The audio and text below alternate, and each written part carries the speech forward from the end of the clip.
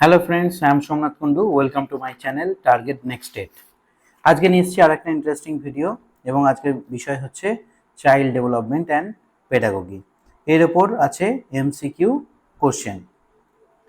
তো ভিডিওটা শুরু করার আগে সকলকে আবার রিকোয়েস্ট করব, যারা এখন আমার চ্যানেলটিকে সাবস্ক্রাইব করেনি তারা সাবস্ক্রাইব করে দেন এবং লাইক শেয়ার করে দেন নিজেদের বন্ধুদের মধ্যে। চলুন শুরু করা যাক আজকের ভিডিও। আজকের ভিডিওটা টোটাল সিটেট গাইডের ওপর, মানে সিটেট, এবং এটা করলে যে শুধু সিটেটের ক্ষেত্রে উপকার হবে তা নয়, এটার ক্ষেত্রে বিভিন্ন যে ওয়েস্ট বেঙ্গলের টেট এবং যে স্পেশাল টেট সব ক্ষেত্রেই কিন্তু এটা উপকারী দেবে। আজকের প্রথম কোশ্চেন হচ্ছে, which one of the following does not describe the way in which a teacher can the model problem solving for the children in the classroom। তাহলে কোশ্চেনটা কি? কোশ্চেনটা হচ্ছে which one of the following does not describe, এটার মধ্যে কোনটা does not describe মানে বর্ণনা করছে না the way in which a teacher can the model problem solving for children in the classroom। A teacher can model problem solving করার ক্ষেত্রে চিলড্রেনদের in the classroom. তাহলে দেখি অপশনগুলো কি কি আছে। এক নম্বর অপশন হচ্ছে কি discuss your thought process about the solving problem a particular. দু নম্বরটা হচ্ছে be honest about the making the mistake something while the solving. C হচ্ছে use the vocabulary like think, ideas, answer, trial and different. আর চার হচ্ছে ask question with convergent answer. তার মানে সঠিক উত্তরটা নির্বাচনের জন্য আমাদের কাছে সময় হচ্ছে 5 সেকেন্ড। চটপট ভেবে নিন কি হতে পারে সঠিক উত্তর।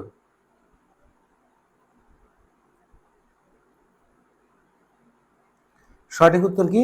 সঠিক উত্তর হচ্ছে answer D, ask question with convergent answer.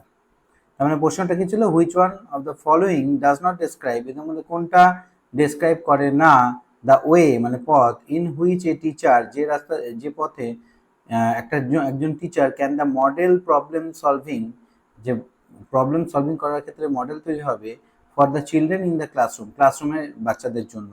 তাহলে অ্যান্সার কি হচ্ছে ask question with the convergent answer. ঠিক আছে,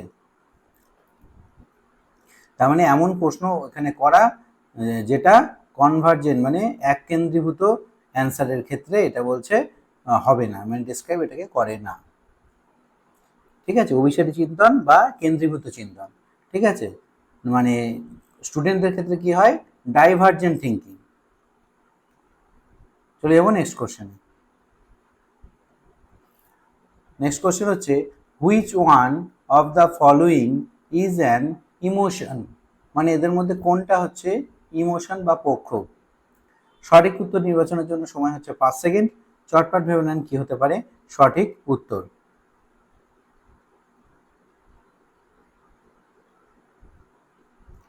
সঠিক উত্তর হচ্ছে অ্যান্সার হচ্ছে বি মানে ফিয়ার।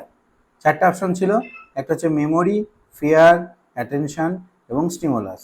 তাহলে এই ইমোশন মানে হচ্ছে প্রক্ষোভ মানে হচ্ছে আমাদের কি ভালোবাসা, হিংসা, বিদ্বেষ, আনন্দ, ঘৃণা, ভয়, এগুলো সবই হচ্ছে প্রক্ষোভ। তাহলে অপশন বিটা হচ্ছে সঠিক উত্তর। চলে যাবো 3 নম্বরে। 3 নম্বরটা কি আছে বলছে এ 3 years old children explain that milk is produced by a machine at the milk booth। মানে দুধ পাওয়া যায় কোথা থেকে? মেশিন থেকে, যেটা মিল্ক বুথ থেকে আমরা মানে দোকান থেকে কিনি, সেই মেশিন থেকেই কিন্তু দুধ আসে। এটা হচ্ছে একটা 3 বছরের বাচ্চার তার এক্সপ্লেনেশন মানে ব্যাখ্যা। এবার কি বলছে?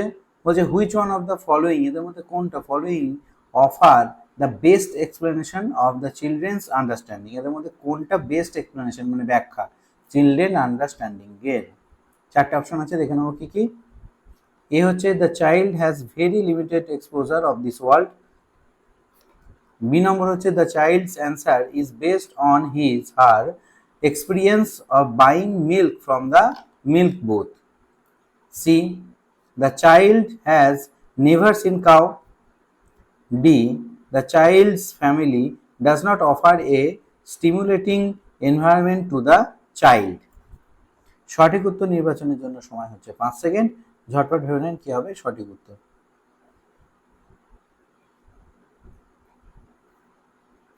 সঠিক উত্তর কি? সঠিক উত্তর হচ্ছে অপশন বি। এই বিটা হচ্ছে সঠিক উত্তর। কি বলছে? The child's answer is based on his her experience of buying milk from the milk booth.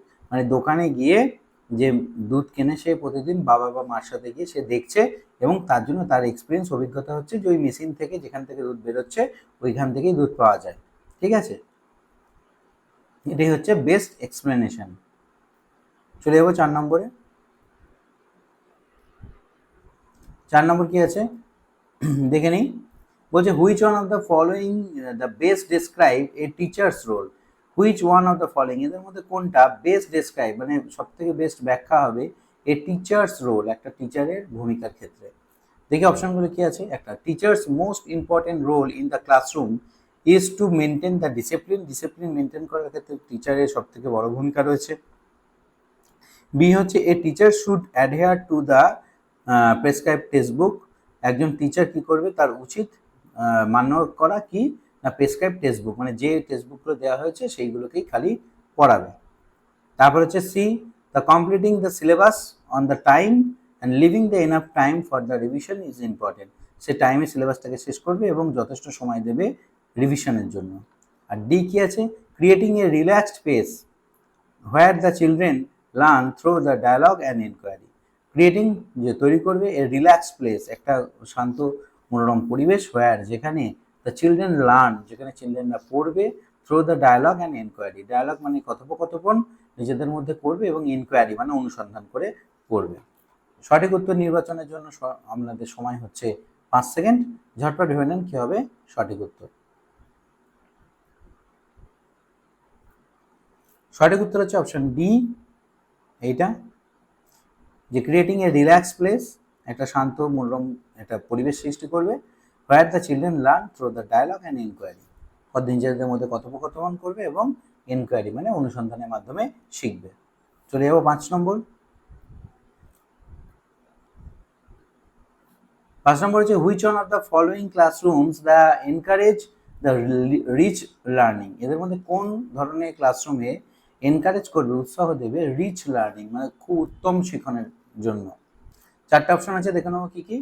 এ হচ্ছে a classroom with a variety of the materials displayed in the class beyond the reach of the children so that the material last longer. B হচ্ছে কি a classroom with open activities corners and a variety of the children's literature in open cells access any time to the day of the day. C, a classroom with the neatly organized material in the cupboards brought out the once a week for the free play. এবং D কি বলছে, a classroom with structured and planned the learning driven by the text book content. তা আপনাদের সঠিক answer দেওয়ার জন্য সময় হচ্ছে 5 সেকেন্ড। ঝটপট ভেবে নেন কি আছে সঠিক উত্তর।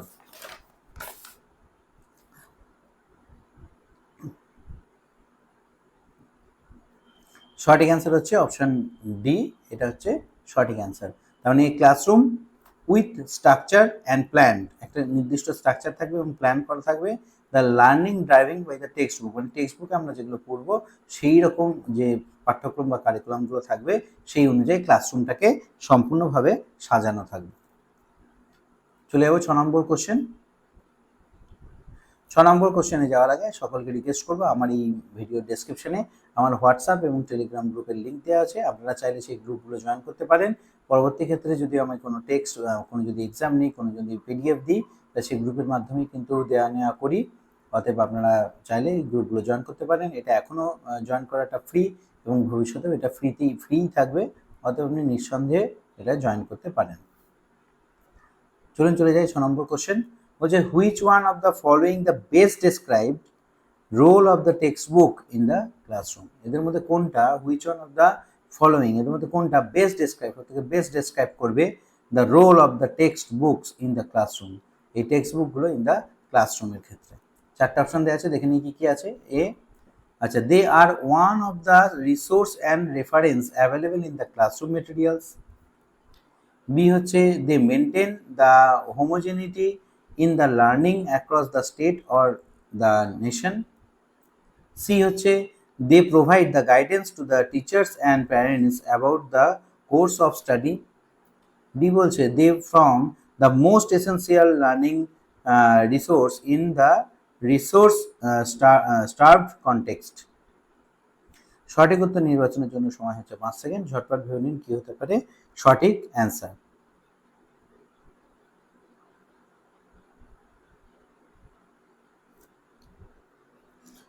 সঠিক অ্যান্সারটা কি? সঠিক অ্যান্সার হচ্ছে 1 নম্বর, এটা হচ্ছে সঠিক অ্যান্সার। কি? They are one of the resource and reference available in the class materials. এটাই they are the one of the resource, এটা হচ্ছে একটা সম্পদ, অ্যান্ড রেফারেন্স অ্যাভেলেবল, যেখানে রেফারেন্স রয়েছে যথেষ্ট পরিমাণে ইন দ্য ক্লাস মেটেরিয়ালসের মধ্যে। ঠিক আছে, তারপর যাব 7 নম্বরে। কি আছে 7 নম্বর? 7 নম্বর আছে the national framework 2005 understanding from curriculum drive ইট কি থেকে এসেছে?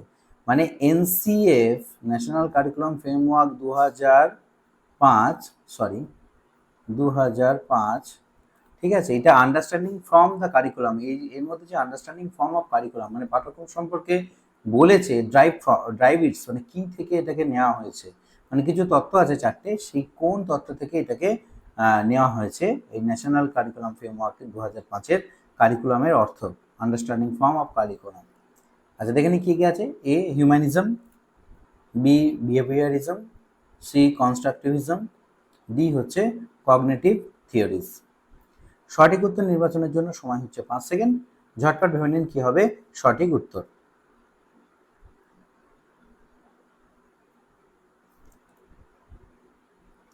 সঠিক উত্তর হচ্ছে অপশন সি কনস্ট্রাকটিভিজম। এটা একটা থিওরি, এইখান থেকে কিন্তু এই যে কারিকুলাম এইটাকে ড্রাইভ করা হয়েছে 2005-এর এনসিএফ ন্যাশনাল কারিকুলাম ফ্রেমওয়ার্কে।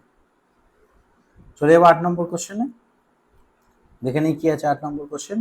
বলছে the children in a classroom can be consider to B motivated if, the children in ক্লাসরুমের যে বাচ্চাদের ক্ষেত্রে ক্যান বি কনসিডার বলা যেতে পারে টু বি মোটিভেটেড, তারা হচ্ছে মোটিভেটেড ইফ, যদি, এই চারটের মধ্যে কোনটা হবে? দেখে নিই অ্যান্সারগুলো কি আছে। A they come to school the neatly dressed in uniform. B কি আছে? They maintain the discipline in the class. C কি আছে? All are the regular in attendance. আর ডি কি আছে? They ask question seeking the clarification from the teacher.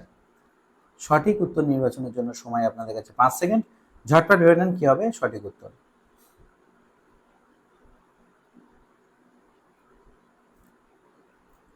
সঠিক উত্তরটা কি? সঠিক উত্তর হচ্ছে অপশন ডি, এটা হচ্ছে সঠিক উত্তর। হচ্ছে they ask question seeking the clarification from the teacher. তার মানে তাহলে বুঝবো যে সে মোটিভেটেড, একজন স্টুডেন্ট মোটিভেটেড, সে যদি টিচারকে প্রশ্ন করে এবং সেই বিষয় সম্পর্কে আরও ক্লারিফিকেশন, তার মনে যে সন্দেহ আছে সেগুলোকে যদি ক্লারিফাই করে নেয়, তার জন্য প্রশ্ন করে। চলে যেমন 9 নম্বরে কি আছে দেখে নিই। বলছে which one of the following is the most suitable to improve the children's learning. বলছে হুইচ ওয়ান, এদের মধ্যে কোনটা, অফ দ্য মোস্ট ফলোয়িং, এদের মধ্যে কোনটা ইজ দ্য মোস্ট সুইটেবল, সব থেকে বেশি সুইটেবল টু ইমপ্রুভ করার ক্ষেত্রে চিলড্রেন্স লার্নিং, বাচ্চাদের শেখানোর ক্ষেত্রে। চারটে অপশন আছে, দেখে নেবো। A regular assessment test should be conducted. B teacher should explain the content using the different example and illustration. C all type of the learning materials should be there in the class. D teacher should facilitate children to interact with each other on the real time situation. সঠিক উত্তর নির্বাচনের জন্য আমাদের সময় হচ্ছে 5 second.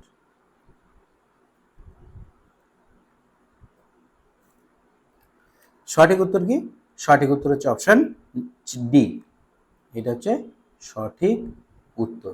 তাহলে কি বলছে, the teacher should facilitate the children, teacher কি দেবে, উচিত তার চিলড্রেনকে সেই সুযোগটা দেওয়া টু ইন্টারঅ্যাক্ট, মানে ইন্টারঅ্যাক্ট মানে মিথস্ক্রিয়া, একে অপরের সাথে কথা বলা, with each other on the real time situation, বাস্তব লাইফ জীবনের যে সিচুয়েশন সেই সিচুয়েশনে দাঁড়িয়ে, তবেই সেটা হবে most suitable improvement for the children's learning, সেক্ষেত্রে কার্যকরী হবে। চলে যাবে এবার পরেরটা, 10 নম্বর। 10 নম্বরে কি আছে, the discipline which significant role in a has a learning environment is of the kind which help, বলছে দ্য ডিসিপ্লিন মানে শৃঙ্খলা, হুইচ যেটা কিনা significant role in a has a learning environment, learning এনভায়রনমেন্টের ক্ষেত্রে যার একটা সিগনিফিক্যান্ট রোল রয়েছে, ভূমিকা রয়েছে, is of kind which help, যেটা আমাদের কি ধরনের সাহায্য করতে পারে, ঠিক আছে। তাহলে এ দেখি, children to regulate and the monitor their own learning, B হচ্ছে টু ক্রিয়েট সাইলেন্ট, সি হচ্ছে teachers to give the instruction, আর ডি হচ্ছে দ্য চিলড্রেন রোল না রুট মেমোরাইজ দেয়ার লেসন।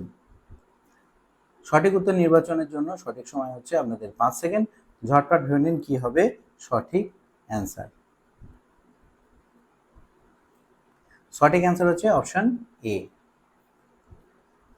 কি বলছে, the children to regulate and না monitor their own learning, the children কি করবে, রেগুলেট করবে এবং মনিটর করবে দেয়ার ওন লার্নিং, তাদের নিজের শিক্ষণকে।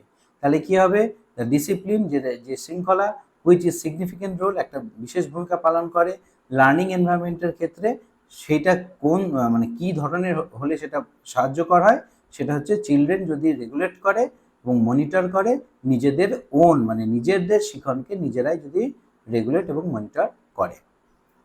আশা করি বোঝাতে পারলাম। ভিডিওটি সম্পূর্ণ দেখার জন্য সকলকে অসংখ্য ধন্যবাদ। আবার সকলকে রিকোয়েস্ট করবো, যদি আমার ভিডিওটি মনে হয় আপনাদের জন্য উপকারী, প্রয়োজনীয় এবং গুরুত্বপূর্ণ, তাহলে অবশ্যই লাইক, শেয়ার এবং সাবস্ক্রাইব করতে ভুলবেন না। সকলকে অসংখ্য ধন্যবাদ, নমস্কার।